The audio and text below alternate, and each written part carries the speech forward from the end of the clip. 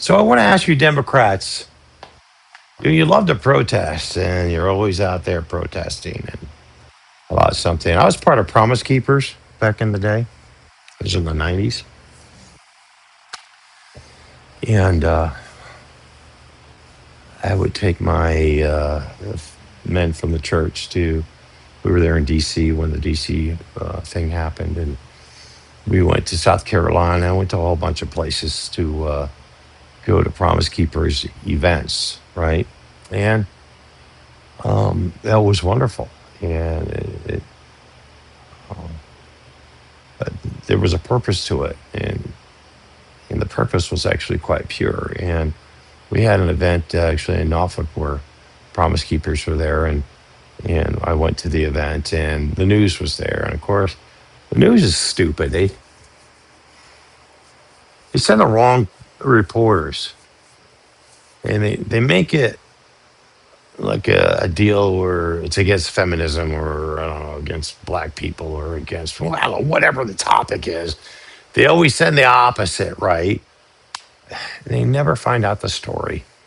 And I'll never forget when at that event um, after the first preacher, the news lady stood up and she says, "Well, it's not what it was. We thought it was about." And she just kind of it's not anti-woman. It's pro-men. Um, and we're not here to, be oppressive. But so fast forward many years. Okay, I'm here in my hometown, and I'm down at the river, and I made a friend and female friend, and she was one of those crazy um, people who would go out and demonstrate.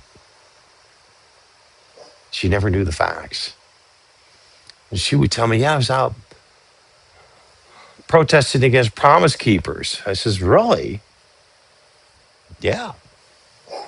And she was big time feminist, and she used to be married, and she had a child, but now she's a lesbian. And I don't hate her. I mean, we played cards all the time. We had a good time together. But and she would tell me about her protesting, and I says, do you know what Promise Keepers was about?" "No, not really." I says, "It was about making men better husbands and better fathers."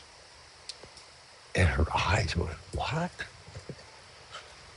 That was all about. It wasn't against women. It was for men to learn how to be better fathers, better husbands. Yeah.